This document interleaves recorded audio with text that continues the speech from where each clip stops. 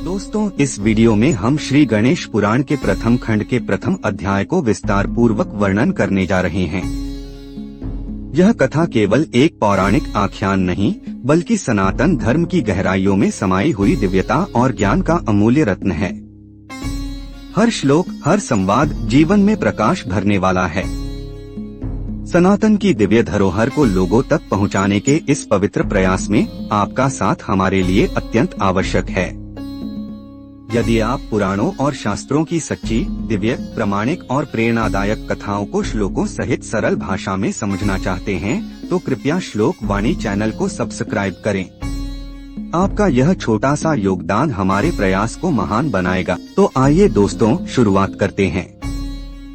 गणेश पुराण के प्रथम खंड के प्रथम अध्याय का। विघ्नहर्ता का नाम लेकर बोलिए श्री गणेशाय नमः। श्लोक: नैमिषे सूतमासीनम भिवाद्य महामतिम कथामृतर सा स्वाद कुशलः शौनको ब्रवीत। बहुत प्राचीन समय की बात है। पावन नैमिषारण्य क्षेत्र में महान तपस्वी, ऋषि मुनि, साधु संतों का एक विराट सत्संग हुआ करता था। वहाँ वेदों के ज्ञाता, धर्मपरायण महात्मा श्री सूत जी भी विराजमान थे। एक दिन शौनक जी ने विनम्रता पूर्वक श्री सूत जी को प्रणाम कर कहा, हे महामते, आप उस दिव्य ज्ञान के भंडार हैं जो अज्ञान रूपी घोर अंधकार को नष्ट करने वाला है। आपकी वाणी करोड़ों सूर्यों के समान प्रकाश देने वाली है। कृपा करके हमें वह अमृत रूपी कथा सुनाइए जो हमारे जीवन को सार्थक बना दे।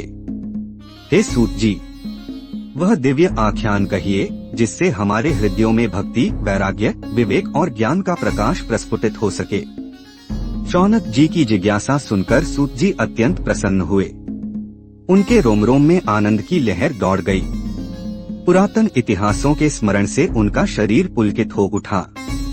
वे कुछ समय तक मौन भाव से उसी अवस्था में बैठे रहे और फिर प्रसन्न स्वर में बोले, शौनक जी, आपके हृदय में इस विषय को लेकर जो जिज्ञासा उत्पन्न हुई है वह अत्यंत श्रेष्ठ है। सूत जी बोले, शौनक जी, आप धन्य हैं जो सदा ज्ञान की प्राप्ति के लिए तत्पर रहते हैं और विविध पुराण कथाओं के प्रति आपकी जिज्ञासा बनी रहती है। आज मैं आपको परम ज्ञान स्वरूप भगवान श्री गणेश जी का जन्म कर्म तथा उनका दिव्य चरित्र सुनाने जा रहा हूँ। गणेश जी से ही समस्त ज्ञानों और समस्त विद्याओं का उद्भव हुआ है। अतः आप सावधान चित्त से बैठें और श्रद्धा से श्री गणेश जी का ध्यान कर, उन्हें नमस्कार कर उनके चरित्र का श्रवण करें। श्लोक: नमस्तस्मै गणेशाय ब्रह्म विद्या प्रदायिने येनागस्त्य समः साक्षात विघ्न सागर शोषणे। सूत जी आगे बोले, कैसे हैं वे श्री गणेश जी जो सभी प्रकार के ब्रह्म विद्याओं के परमदाता हैं। वे विद्याएं जो ब्रह्मा के सगुण और निर्गुण स्वरूप को स्पष्ट करती हैं और जीव ब्रह्म के अभेद भाव को प्रकट करती हैं। वे विघ्नों के समुद्र को ऐसे शोषित कर सकते हैं जैसे महर्षि अगस्त्य समुद्र को पी गए थे। इसीलिए वे विघ्न सागर शोषक के नाम से प्रसिद्ध हैं। मैं उन भगवान श्री गणेश जी को बारंबार नमस्कार करता हूँ। प्रथम पूजा के अधिकारी भगवान श्री गणेश जी।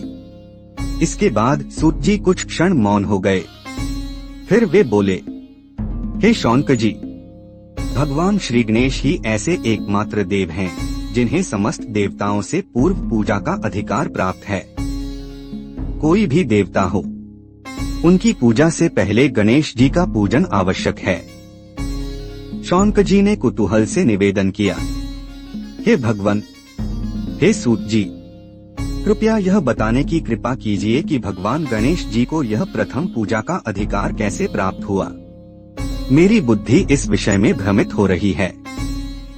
सृष्टि के रचयिता ब्रह्मा जी, पालनकर्ता भगवान श्री विष्णु जी और संहारकर्ता भगवान शिव जी, ये त्रिदेव स्वयं सबसे महान माने जाते हैं। त्रिदेव सबसे बड़े हैं, फिर इन्हें प्रथम पूजा का अधिकार क्यों नहीं माना गया? भगवान गणेश जी को ही प्रथम पूजन का अधिकार क्यों प्राप्त हुआ? सूत जी बोले, शौनक जी, यह विषय भी एक महान रहस्य है। देखिए, अधिकार मांगने से नहीं मिलता, उसके लिए योग्य होना पड़ता है। संसार में अनेकों देवी देवताओं की पूजा होती थी। पहले हर कोई अपने अपने इष्ट देव को ही सबसे पहले पूजता था। इससे बड़े बड़े देवताओं के महत्व में अंतर आने की आशंका उत्पन्न हो गई। यह देखकर देवताओं में परस्पर विवाद शुरू हो गया। कौन पहले पूजा के योग्य है, यह स्पष्ट नहीं था।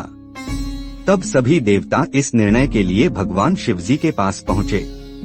उन्होंने उन्हें प्रणाम कर विनम्रता पूर्वक पूछा, प्रभु, हम सब में प्रथम पूजा का अधिकारी कौन है? सूत जी ने शौनक जी को इस दिव्य कथा को आगे बताते हुए कहा। जब देवताओं ने शिवजी से पूछा कि प्रभु, हम सभी में प्रथम पूजा का अधिकारी कौन है, तब महादेव कुछ क्षण सोच में पड़ गए। उनके मन में यह प्रश्न घूम रहा था कि किसे यह सर्वोच्च सम्मान दिया जाए। तभी उन्हें एक युक्ति सूझी। वे बोले, हे देवगण, इस निर्णय को वाणी से नहीं कर्म से सिद्ध करना होगा। इसलिए हम एक प्रतियोगिता का आयोजन करेंगे, विश्व परिक्रमा की प्रतियोगिता। शिवजी के वचन सुनकर सभी देवगण आश्चर्य से उनका मुख देखने लगे। वे शंका भरे हृदय से सोचने लगे, यह कैसी प्रतियोगिता होगी? शिवजी ने उनके मन की बात भांप ली। उन्होंने सांत्वना देते हुए कहा, चिंता न करो, यह कोई कठिन परीक्षा नहीं है। केवल इतना करना होगा कि आप सभी अपने अपने वाहनों पर सवार होकर संपूर्ण विश्व की परिक्रमा करें और पुनः यहीं लौट आए। जो सबसे पहले लौटेगा वही प्रथम पूजा का अधिकारी माना जाएगा। अब देरी किस बात की थी? सभी देवता तुरंत अपने अपने वाहनों पर सवार हो गए और दौड़ पड़े। किसी का वाहन हाथी था तो किसी का सिंह, कोई भैंसे पर सवार हुआ, कोई मृग पर, किसी ने हंस पर उड़ान भरी, किसी ने उल्लू को साधा, कोई घोड़े पर चढ़ा तो कोई श्वान पर। उन विविध वाहनों का जो दृश्य उस समय देखने को मिला वह वास्तव में अद्वितीय था। जैसे स्वर्ग का एक भव्य उत्सव ही पृथ्वी पर उतर आया हो। लेकिन एकमात्र वाहन जो सबसे अयोग्य और कमजोर प्रतीत हो रहा था वह था भगवान गणेश जी का वाहन मूषक। हाँ, वही जिसे हम चूहा भी कहते हैं।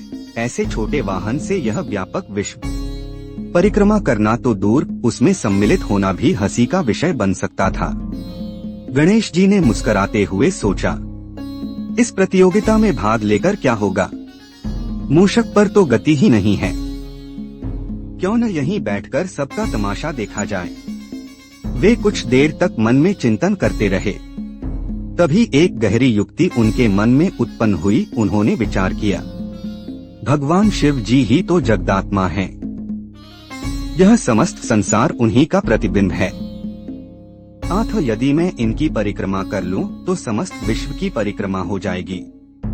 यह सोचकर वे मूषक पर चढ़े और महादेव शिव जी की परिक्रमा की। फिर वे उनके सामने हाथ जोड़कर खड़े हो गए। शिव जी ने पूछा, क्या तुमने परिक्रमा पूर्ण कर ली? गणेश जी ने विनम्रता से उत्तर दिया, हाँ प्रभु। शिवजी कुछ चकित हो उठे। उन्होंने तो गणेश जी को वहां से जाते हुए देखा ही नहीं था। वे सोचने लगे, यह तो यही था, फिर परिक्रमा कैसे कर आया? इसी बीच देवताओं का परिक्रमा करके लौटना प्रारंभ हो गया। जब उन्होंने गणेश जी को वहीं विराजमान देखा तो उनके मन में शंका उत्पन्न हुई। फिर भी देवताओं ने साहस करके श्री गणेश जी से पूछा, अरे तुम विश्व परिक्रमा के लिए नहीं निकले? गणेश जी मुस्कुराकर बोले, अरे मैं तो कब का लौट आया। देवता चकित होकर बोले, हमने तो तुम्हें कहीं भी नहीं देखा। गणेश जी शांत और उत्साहित भाव से बोले, देखते कहाँ से? गणेश जी ने सभी देवगणों को संबोधित करते हुए शांत स्वर में कहा, समस्त संसार शिवजी में ही विद्यमान है। जब मैंने शिवजी की परिक्रमा की तब मैंने वास्तव में संपूर्ण विश्व की ही परिक्रमा कर ली। उनके इन वचनों ने सभी को स्तब्ध कर दिया। सूत जी बोले, हे शौनक जी, इस प्रकार गणेश जी ने अपनी तीव्र बुद्धि, गहरी समझ और अपार श्रद्धा के बल पर यह प्रतियोगिता जीत ली। उनकी बात में न कोई छल था, न कोई अपूर्णता। जो कहा वह पूर्णतः सत्य था। और जब सत्य स्वयं बोले तो कोई विरोध कर भी कैसे सकता था। सभी देवताओं ने गणेश जी की बुद्धिमत्ता को स्वीकार किया और विनम्रता से उन्हें नमन किया। उसी दिन से यह निर्णय हुआ कि भगवान गणेश जी ही सभी देवताओं में प्रथम पूज्य होंगे। तभी से कोई भी शुभ कार्य हो, कोई भी पूजा पाठ, यज्ञ या अनुष्ठान करने से पहले श्री गणेश जी का आवाहन और पूजन किया जाता है। इसी के साथ दोस्तों प्रथम खंड के पहले अध्याय की समाप्ति होती है। इस अध्याय से हमें क्या सीख मिलती है? दोस्तों, ज्ञान की जिज्ञासा ही सच्ची साधना है। शौनक ऋषि जैसे महान मुनियों की तरह हमें भी जीवन में सच्चे ज्ञान की खोज करते रहना चाहिए। सच्चे गुरु का संग अनमोल होता है। सूत जी जैसे ज्ञान सागर गुरु से मार्गदर्शन प्राप्त करना जीवन को सार्थक बनाता है। विनम्रता से किया गया प्रश्न महान उत्तर का द्वार खोलता है। ज्ञान प्राप्त करने के लिए श्रद्धा और विनम्रता अनिवार्य है। कथा सुनना मात्र नहीं, समझना और अपनाना भी जरूरी है। श्री गणेश जी की कथा हमें ज्ञान, भक्ति और विवेक की ओर प्रेरित करती है। तो आइए सब साथ में मिलकर बोले गणपति बप्पा मोरया। अब बारी आपकी है। आपको इस अध्याय से सबसे महत्वपूर्ण क्या सीख मिली? कृपया नीचे कमेंट में जरूर लिखें। आपकी एक लाइन किसी और के जीवन में प्रेरणा बन सकती है। और हाँ, अगर आपको यह प्रस्तुति पसंद आई हो तो श्लोक वाणी चैनल को सब्सक्राइब करना न भूलें। धन्यवाद।